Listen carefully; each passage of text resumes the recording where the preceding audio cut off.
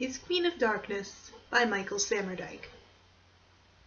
Is this interview going to be about me or Mike Vlasov? Anna Verdango looked at me from across her cigarette, and for an instant I thought it was 1944 and she was between takes on Dark Inheritance. But then the smoke cleared and I could see her wrinkles and the liver spots on her hands. Dark Inheritance had just come out on DVD, and Mike Vlasov was long dead. Well, I would like to write a book about Vlasov, or at least his movies. He must have been an interesting man. He was a real artist. I mean, the stuff in his movies holds on to you for days after you've seen it. Weeks! She crushed out her cigarette. He was a damn Russian in love with death. He only looked profound because the people next to him were making Diana Durbin musicals. I shifted in my seat, and she fixed me with merciless blue eyes. You're right about how his crap can hold on to you. It's held on to me for years, and you're almost too far gone yourself. If you want a happy life, burn all your notes on Vlasov and forget his movies. Never see them again for as long as you live. My mouth opened as I thought of burning the notes for my book, and she laughed, a sharp barking sound. You're doomed. It's too late for you. It's too late for me. She lit another cigarette. I'm his Queen of Darkness. When I first saw Anna Verdango, it was 1944 for her and 1984 for me, but thanks to the magic of Mike Vlasov, it was 1774 and we were in the Transylvanian foothills. This guy, François Mérion, a young French tutor, has left the civilized world to take a job with the Vergast family. I could relate to that. I had graduated a year before with an English degree, and after a year of living in the basement typing other people's term papers, I thought maybe the only call for my talents might be in Transylvania. François walks to a crossroads where a body hangs from the gallows. A big Orthodox priest with a terrific beard is standing there praying. The tutor asks the priest about the Vergasts. The priest keeps praying, but his unhappy eyes speak volumes.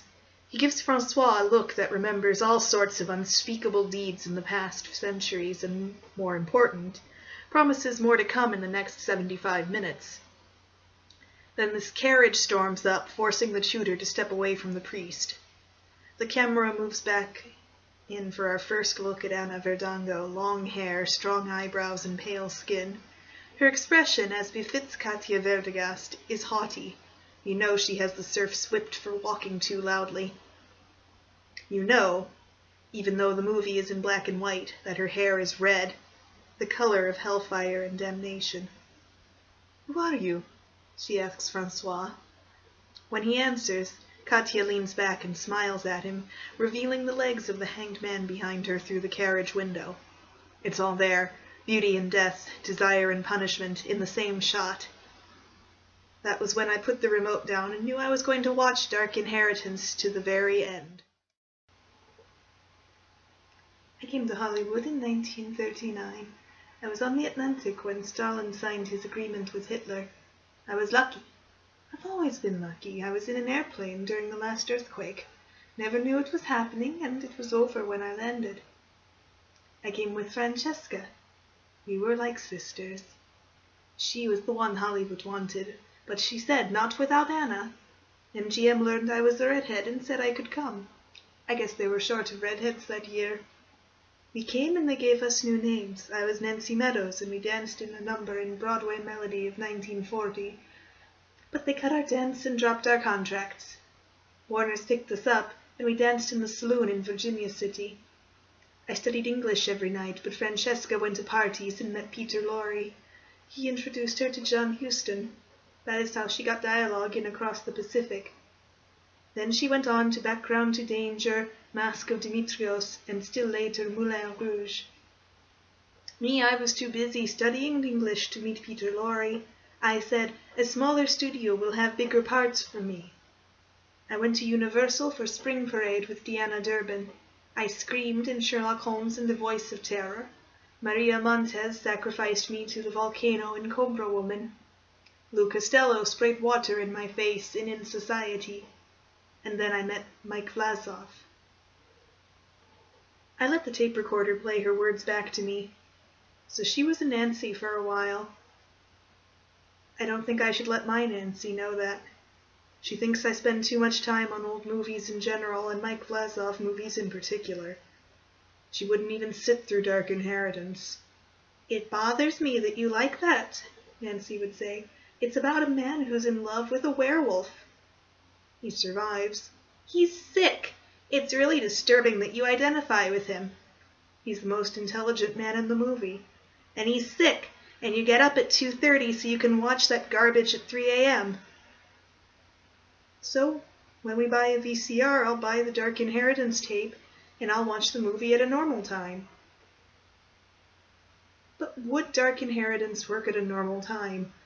Would its image cast the same spell if the phone rang in the middle of it, with Jan calling for Nancy and then chatting for half an hour until the end appeared on the screen so Nancy could hang up the phone and say, "Well, I don't see what was so special about that. It didn't hold my attention."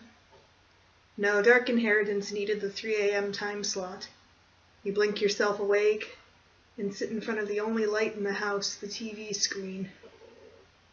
You know that everyone else is asleep. Everyone who thinks that English is a stupid major. Everyone who knows just what you did wrong and why you'll never make it.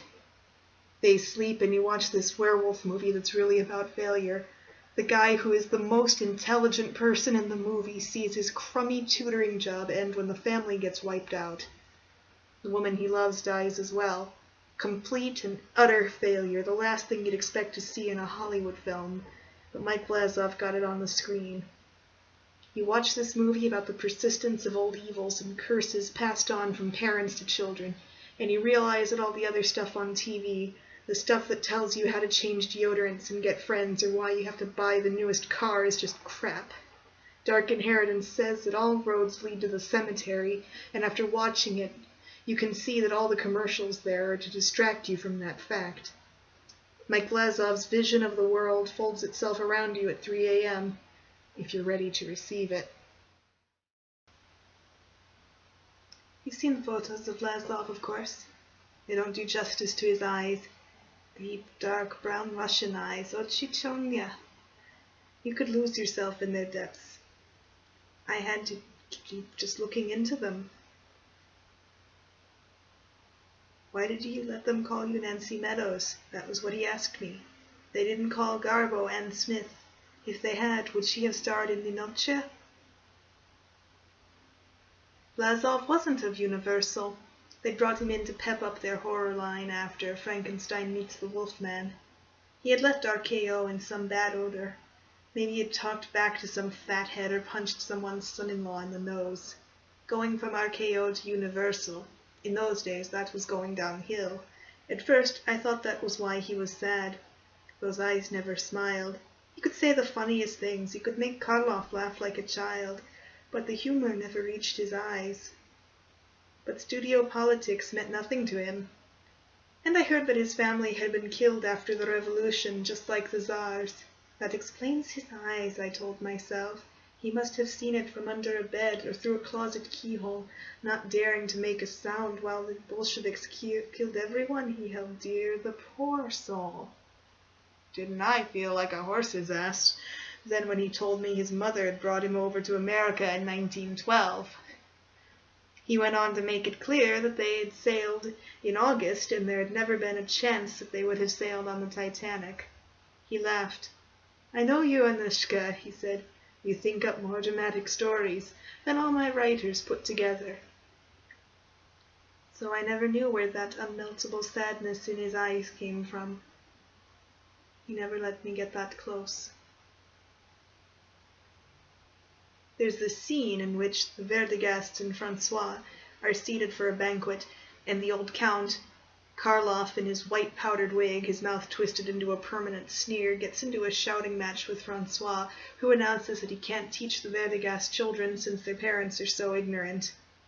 Katya, who wants Francois to stay, runs weeping into the night, out under the full moon, and the change begins. She looks up at the moon, mist encircling her, knowing and dreading the change to come, but also wanting it, the freedom from thinking, the freedom from arguing about aristocratic privilege and politics.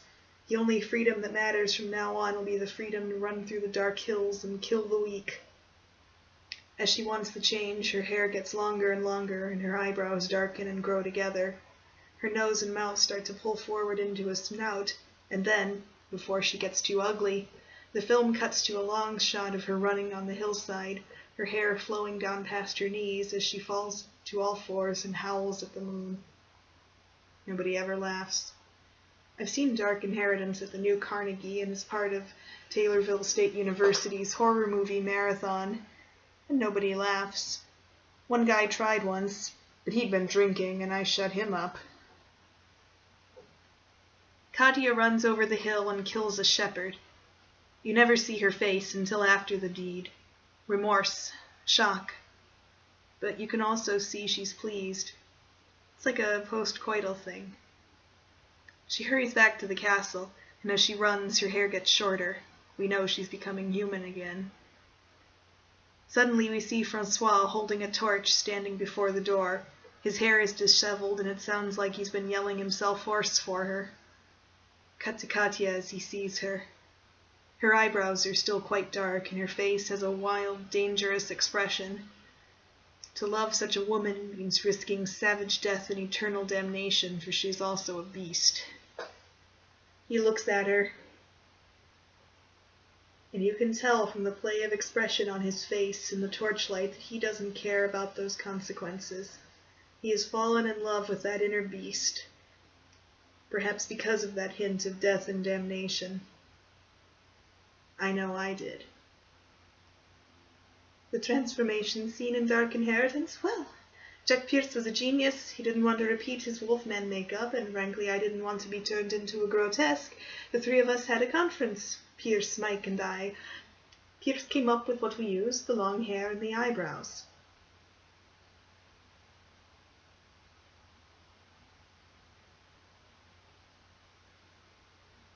That was the first lie I told you. Maybe I haven't said the whole truth here and there, but I haven't deceived you until now. Mike Vlasov thought of the eyebrows and the hair, but he was smart about it. He could introduce an idea into a conversation and let someone like Pierce believe it had really been his idea all along. Pierce certainly told everyone he came up with the look. Yet the way Mike hung around the sketches for the makeup and the tests never let me forget he was the true father of the idea. That she-werewolf look. That meant something to him. We became lovers. He was married, but his wife was a tiresome woman, all caught up in re-electing Roosevelt, and rather openly embarrassed by the type of films her husband made. The day we filmed the transformation scene, Mike came to the set with Karloff. They presented me with a cake. Boris was all smiles, glad to see someone else run up long hours in Pierce's torture chair for once. Mike hovered in the background and let Bob Klug direct the film. Still, I knew those haunted brown eyes never missed a thing I did while I wore that makeup. I could tell what he wanted, and I thought I could finally melt his sadness. Bob pronounced himself satisfied with the day's work, and Pierce was ready to remove my makeup. Just then word came from another set that Junior was throwing a fit on the Mummy movie, and Pierce had to hurry off to calm the bandaged star. I had just picked up Variety to kill some time when Mike entered the dressing room. Guilt was all over his face, and I'm sure that Junior's fit wasn't an accident. I know a case of scotch must have changed hands sometime. His eyes were never sadder than when he knelt by me in the torture chair, as if he were the one surrendering. I almost made a joke and said that he should play Francois, but no sooner had I thought of it than I knew it would wound him if I did. I kissed him then in my makeup. I took his hand and put it on my breast. Events soon took their course.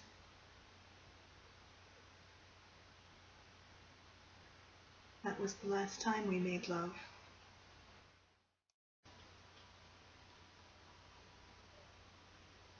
There's good stuff here, but I think she's holding something back. She talked about how wonderful and sharp Vlasov was up to about the middle of the filming of Dark Inheritance, but from then on she only talked about Bob Klug or Karloff or even Jack Pierce, and how sweet and wonderful they were and how much fun they all had. It's like she doesn't want to talk about Vlasov after a certain point. Maybe they were lovers and she doesn't want to tell me. I think about Anna and how she was when she filmed Dark Inheritance, and what it would be like to see that red hair and pale skin in real life. I wouldn't blame Mike Vlasov a bit if he'd try to fling with her. I mean, in that Look magazine, Pharaoh of Fear article, his wife said that it would take a tank to drag her to one of her husband's movies. That's a comment that can really put strain in a marriage. Actually, Mrs. Vlasov sounds a lot like Nancy. Hell, the last time I tried to watch Dark Inheritance on AMC, she called it that same old boring black and white shit. I hate that, and I hate how she sighs when my book comes up. It isn't a big waste of time, it's my way to get out of my rut and change things. Plenty of people still want to read about Mike Vlasov. When the book comes out, maybe we could put a picture of Anna on the cover, in her Dark Inheritance makeup. I know I couldn't resist it if I saw it. I guess I did better by changing my name back to Anna Verdango. Dark Inheritance played nearly 5 weeks at the Rialto in New York. Still, it was the only film I made with Vlasov. After they saw me in that, Universal cast me as the murder victim in The Black Angel. Dan Duryea was such a nice man, even if he did strangle me. Did I ever see Mike Vlasov again after Dark Inheritance? Not really. He was doomed when Universal became Universal International. The new management went highbrow and wanted to phase out horror movies. Vlasov would have been a natural for film noir. He could easily have produced The Killers or Crisscross, but the UI management knew best, and they knew he could only make werewolf movies. So they kept him in what today you would call development hell, and that's where he was when he died.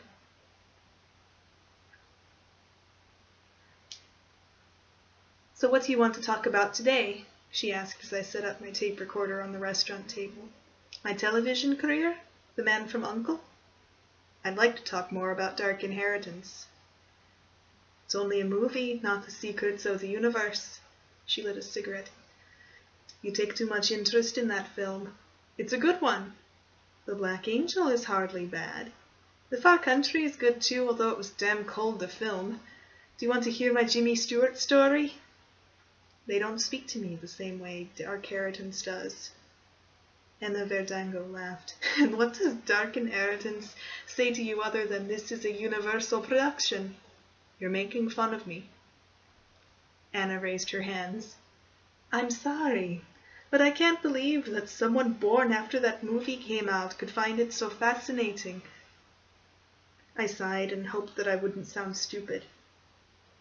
Well, maybe I just saw it at the right time in my life. I was in the same situation as Francois, trying to find the right path in life.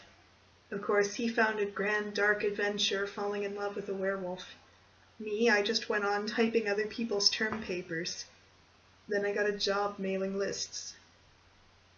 Your life is your fingers. And I'm not even a concert pianist. She laughed. I decided to write a book about Mike Vlasov's films as a way to break out, I said. So I came to California like Francois went to Transylvania. She exhaled a stream of smoke and put a wrinkled hand on her chest. To meet me. But sadly, I am not really a werewolf. No, I said. She wasn't a werewolf. Just a nice older lady who had been in a movie I liked way too much. I knew there wouldn't be any great revelation from her this morning. Sitting here across from her, I realized that asking her if she had been Mike Vlasov's lover would be as disgusting as asking my grandmother if she had been Herbert Hoover's mistress. I really ought to get to the airport. I stood up. I have to change planes in Chicago. Good luck, she said. Hannah crushed out her cigarette and stood up. She offered me her hand to kiss. I hope that book helps you, Francois. The Francois threw me for a moment. Then I realized that this was the star of Dark Inheritance standing close to me. "I'll miss you, Katya," I said, and put my arms around her. We kissed. "Anushka," the young man said in a voice I hadn't heard in decades. "Anushka, how lovely to see you." I stepped back and sat down suddenly, my eyes wide with terror. That voice had been stilled for decades. When the young man reached out and took my hand, I nearly screamed. "How alive you are," he said. Two sad brown eyes now looked out from his face. With his left hand, he touched his upper lip and laughed. "It's been so long since I had a mustache. I suppose it is the style now."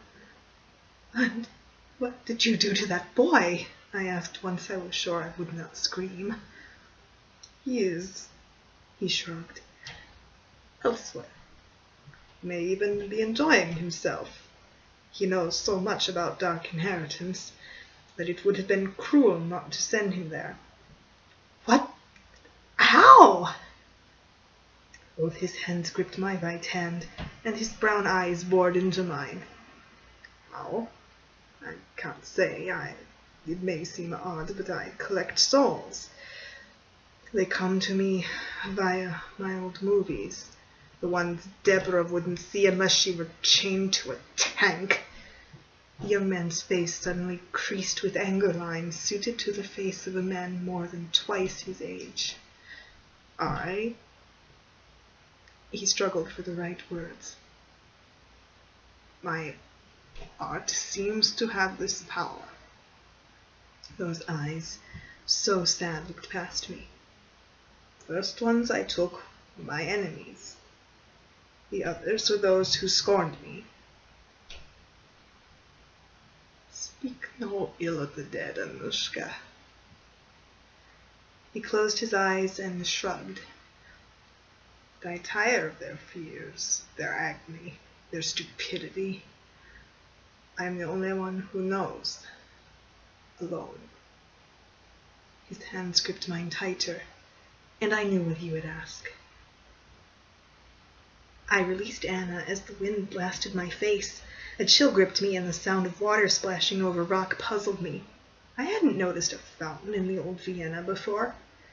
I looked down to see that I was standing on a bridge over a stream of water racing down from the hills. Over Anna's shoulder I could see the castle of the Verdigasts. Anna herself was suddenly free of wrinkles.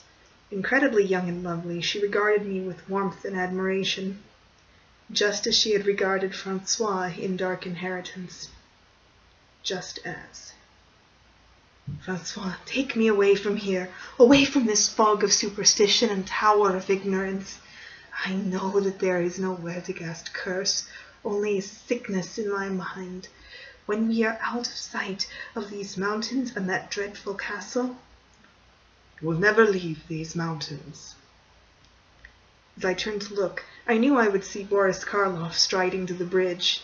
The wind unfurled his cloak behind him, and he jabbed the ground with the end of his silver-headed walking stick with each step he took. This was no actor playing a role, I told myself. This is a maddened nobleman determined to keep his daughter under his thumb. Murder in his eyes, he stomped and pointed at the moon with the head of his stick. "It is the Verdigast blood, Katya, that enslaves you to the moon, that calls you forth to kill, that will still flow through your heart, whether you flee to Paris or not. You will never be free of this curse, never escape its power." Like a puppet, I felt myself move to stand between father and daughter, to act the movie hero, even though with each second I found myself thinking of them more as Count Verdigast and Katya than Karloff and Anna. "Let us go," I said as I walked to the edge of the bridge. My voice sounded flat and unconvincing in my ears. "Your day is finished, Count Verdigast. Everywhere mankind is breaking the chains of the dark past." Those might have been the words of Francois Merillon pouring from my mouth, but the voice remained stubbornly mine, utterly without the French accent, or much inflection or conviction. For a moment I hoped a director would yell "cut" and demand an actor who knew how to deliver a line to step forward and take my place. But there was no director, no camera, and no microphone. This was real. Gripping his walking stick like he intended to use it as a weapon, Count Verdegast took a step closer and declared, "Shut your mouth, Frenchman. You'll never take Katia away as long as I draw breath." I knew my lines and my movements. "Titled fool, you'll not see the sunrise. Look!" I pointed to my right. "Your serfs are rising to destroy your cursed home." With an animal-fast turn of his head, the Count glanced away to see the torches of the revolt flicker on the hills. But then he turned his furious gaze to me. Roaring, he charged, and I barely raised my arm in time to take the blow of that silver orb. Pain shot through my left arm, and with my right hand I grabbed his stick and tried to wrest it out of the old maniac's hand. "Never be free!" From behind me I heard Katya snarl, and I knew her final transformation had begun. My heart sank as I knew I would never see her as a normal woman again, except in the peace of death. That is, if I didn't die in this version of the movie first. The Count jerked his stick back, and the movement swept me off my feet, and I let go and fell to my knees. I gasped, marveling at the old man's vigor. He roared, and I leaned aside. The blow that might have cracked my skull landed on my shoulder. The Count pulled the walking stick back, and with a laugh jammed its head into my solar plexus. All the breath whooshed out of me, and I tumbled backwards, rolling down to the stream. I barely managed to grab a breath before I plunged into the icy water that swept me under the bridge. Frantic, I clawed against the stream, trying to swim to the castle bank, when my side slammed against a rock. I swallowed a mouthful of water and spat it out, my nose burning. I turned and grabbed the rock, heaving myself out of the water. I blinked like a newborn, trying to see what had happened. Katya had transformed. Her long hair flowed down her back. The Count stood wide-eyed with terror, blood streaking the silver head of his stick. On the other side of the bridge, torch-wielding peasants stared in horror. "Never be free!" The werewolf's howl answered the Count's defiance. "I am alone, Anushka. I need you." The brown eyes seemed so lost in so young a face. My hands felt crushed in his grip. "To live in your black and white horrors? To be a monster, turning into a werewolf so you can have me as your lover?" I snorted. "Did you like me better as a woman or as a beast? Answer me that." "Anushka, I was ashamed of myself ever afterward." He closed his eyes and released my hands. "I loved you, and I wanted that beast I had created, and I hated myself for making you that beast." I turned away from him and picked up my cigarettes and lighter. I looked at my wrinkled white hands as I lit up. "You would be as you were then," he said. "Your hair would be red, not gray. Your skin would be unwrinkled, as timeless as the image in film." He put his hands on my shoulders and kissed my neck. "You would be my queen of darkness, to help me rule my kingdom of shadows." I drew on the cigarette and turned away from him. To be young again, safe from old age and death, I thought. It would be like being in an airplane during an earthquake. I had always been lucky after all. I exhaled and turned to face him. "What about the boy? Will you set him free?" He nodded. "As my queen wishes." Yes, I thought. I had always been his queen of darkness. Everybody told me she didn't suffer, but I still felt guilty, like it was my book that made Anna Verdango drop dead in the middle of the old Vienna. I thought about her a lot on the flight back and a while between waiting planes out in Phoenix. No matter what I remembered, I told myself, I couldn't have been in Dark Inheritance. That kind of thing just doesn't happen to people. Nancy met me at the airport when my flight got in. She asked about my trip. I told her it was fine, and she just started telling me about her brother breaking up with his new girlfriend and going back to his old girlfriend, and I had to admit, it felt much less real than those black and white images that engulfed me for those moments when Anna Verdango had a seizure and died. I lugged my suitcases and listened to Nancy talk about the merry-go-round of relationships. After a while, my mind started to drift. For the last scene in Dark Inheritance, after Katya's death, Francois staggers past the now-empty gallows. He's leaving Transylvania, and his face shows that he'll always be haunted by what he saw there. Some words are superimposed on the image of him walking against the wind past the empty gallows. They say something predictably pat and liberal about enlightenment and darkness, but I never paid attention to that. I always tried to read Francois's expression. Those words always seemed the phoniest part of Dark Inheritance, and I suspected that Mike Vlasov let the studio put them there because, from the look on Francois's face, any alert viewer knows that the young Frenchman, for the first time, doesn't know what to think after his dark adventure. My dark adventure now.